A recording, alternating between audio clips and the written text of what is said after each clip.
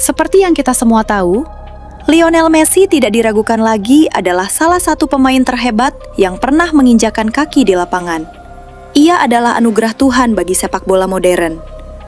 Berbagi panggung di puncak olahraga ini selama hampir 20 tahun, generasi muda mengenalnya sebagai salah satu dari dua GOAT yang tentangnya telah ditulis, dibahas, dan diperdebatkan lebih banyak daripada rivalitas sepak bola manapun hingga saat ini. Pemain Argentina itu menghabiskan sebagian besar hidupnya bersama Barcelona. Tumbuh dari seorang bocah ajaib La Masia menjadi bintang La Liga.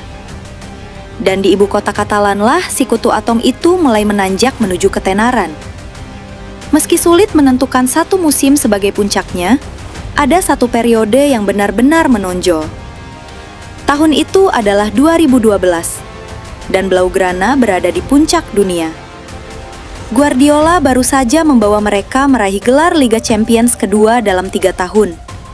Dan kini, para Katalan telah masuk jajaran tim klub terbaik dalam sejarah. Carles Puyol telah mengangkat semua trofi kecuali Copa del Rey pada musim panas 2011. Dan setelah menyerahkan trofi Liga Champions kedua kepada mereka, Sir Alex Ferguson menyebut Barcelona ini sebagai tim terbaik yang pernah ia hadapi. Dibina dalam gaya tiki-taka, lini tengah tim asal Spanyol yang dihormati mengendalikan tempo, sementara pemain nomor 10 mereka, yang mulai mengambil peran sentral di akhir 2000-an, bergerak bebas di ujung formasi berlian, siap menerkam. Secara alami, kualitas playmaking-nya meningkat di bawah Pep, dan pemain Argentina itu mulai menunjukkan kilasan sebagai gelandang kreatif nomor 8, penyerang nomor 9, dan pemberi umpan nomor 10. Gaya yang ia gabungkan pada musim 2010-2011 untuk mencatatkan rekor 53 gol dalam 55 pertandingan. Saat memasuki tahun baru 2012, kasta tertinggi Spanyol telah melihatnya mencetak 17 gol Liga lagi, dan pria dari Rosario itu tidak menunjukkan tanda-tanda melambat. Hanya 4 hari setelah tahun baru, Messi mencetak gol pertamanya setelah Natal melawan Osasuna di Copa del Rey, yang merupakan gol-gol terakhirnya sebelum tanggal 9, di mana pemain berusia 24 tahun itu meraih Ballon d'Or ketiganya secara berturut-turut. Dan pada saat itu, dia sudah dianggap sebagai salah satu pemain terbaik sepanjang masa. Seminggu berlalu sebelum ia menjaringkan 2 gol ke gawang Real Betis di Camp Nou, diikuti hat-trick melawan Malaga untuk menutup Januari, hat-tricknya yang keempat musim itu.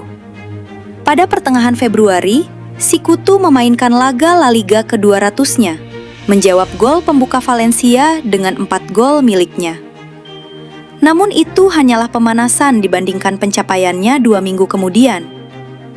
Menjamu Bayer Leverkusen, Messi membutuhkan 25 menit untuk mencetak gol pertamanya dari 5 gol yang ia bukukan malam itu dalam kemenangan 7-1 Barcelona atas klub Jerman tersebut. Dengan torehan itu, ia menjadi pemain pertama yang mencetak 5 gol dalam satu pertandingan Liga Champions. Setelah mencetak gol penentu lewat tendangan bebas untuk menaklukkan Atletico Madrid di Calderon, si jenius kecil itu memulai rentetan mencetak gol yang absurd selama 8 pertandingan, yang menghasilkan 13 gol. Di antara gol-gol itu terdapat salah satu yang paling spesial dalam karirnya melawan Sevilla, dan satu lagi hat-trick untuk memecahkan rekor 57 tahun milik Cesar Rodriguez dan menjadi pencetak gol terbanyak sepanjang sejarah Barcelona. Melewati legenda seperti Rivaldo, Kluivert, dan Eto'o yang pernah mengenakan nomor 9 Blaugrana, pemain mungil berkaki kiri ini yang baru pindah dari winger ke posisi tengah, melampaui rekor mereka bahkan sebelum ulang tahunnya yang ke-25. Dan ia belum selesai. Dengan bantuan 2 penaltinya melawan AC Milan, Barca melaju ke semifinal Liga Champions, di mana mereka bertemu Chelsea yang ingin membalas dendam atas eliminasi kontroversial pada 2009. Sebuah noda pertama muncul dalam catatannya pada leg kedua, ketika tendangannya membentur mistar dari jarak 6 yard dan memberikan Chelsea tiket kemenangan ke Munich. Setelah El Clasico pada akhir April, rangkaian penampilan luar biasa Messi berakhir di hadapan 100.000 penonton di Camp Nou. Los Blancos mencuri 3 poin dalam laga yang akhirnya menentukan juara Liga. Namun, kemenangan 7-0 atas Rayo Vallecano menyusul, di mana Messi mencetak 2 gol dan memberi 3 assist sebelum hat-trick ketujuhnya musim itu, yang kembali diderita Malaga. Guardiola mengumumkan bahwa ini adalah musim terakhirnya sebagai pelatih Barca, mengundurkan diri dengan status pelatih tersukses dalam sejarah klub dengan 13 trofi dalam 4 musim. Di bawah kepemimpinan kapten sebelumnya, Leo telah berkembang pesat, dan pada leg kandang derby Barcelona, Messi membuktikan rasa terima kasihnya dengan mencetak keempat gol untuk mengalahkan Espanyol dan membawa total golnya menjadi 50 di La Liga, rekor tertinggi yang pernah dicetak oleh seorang pemain di divisi utama Spanyol. Gol penutup datang bagi Messi sebagai gol kedua dalam kemenangan 3 gol Barcelona atas Bilbao untuk gelar Copa del Rey ke-26 mereka dan trofi keempat sejak Agustus. Bagi kebanyakan klub, ini akan dianggap sebagai musim yang sukses. Namun, Barcelona telah menetapkan standar tinggi mengingat talenta yang mereka miliki, dan kegagalan mereka mempertahankan gelar Liga atau trofi besar membuat musim 2011-2012 menjadi periode yang mengecewakan. Real Madrid tak terbendung di bawah Jose Mourinho, menjadi klub Spanyol pertama yang mengumpulkan 100 poin dan memecahkan rekor gol serta kemenangan. Menuntaskan Liga 9 poin di atas Barca, Los Blancos meraih gelar setelah 4 tahun yang menyakitkan. Messi mengungguli Ronaldo dengan 4 gol untuk meraih Pichichi dan sepatu emas Eropa, dan 73 golnya di semua kompetisi melampaui 67 gol Gerd Müller yang menjadi rekor Eropa selama 1 musim sejak 1973. Dan bukan hanya di level klub sang maestro bersinar. Pada Juni, Messi mencetak hat-trick lain dengan gol menakjubkan dalam laga persahabatan Battle of the Americas melawan Brasil.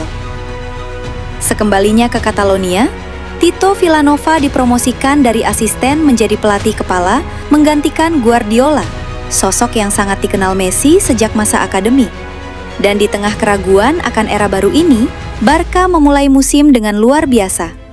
Dari September hingga tahun baru, mereka hanya kehilangan poin 1 kali, seri melawan sang juara bertahan, dan dengan 55 poin, mencetak rekor poin terbanyak paruh musim dalam sejarah Spanyol. Messi kembali menjadi jimat, mencetak 28 gol Liga hanya dalam 20 pertandingan.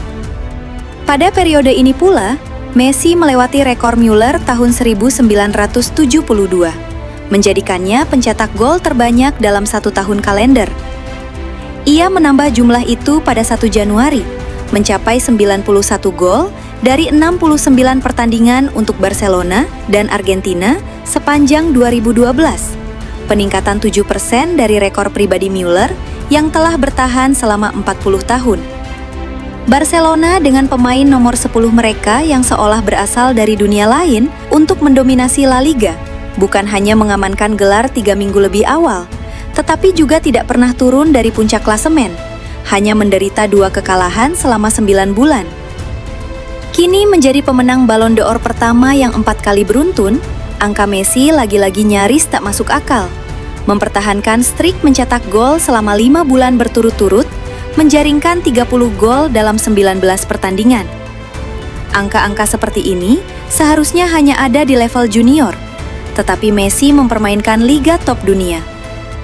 Blaugrana menyamai musim 100 poin Real Madrid hanya setahun setelahnya, dengan Messi sebagai titik fokus taktik.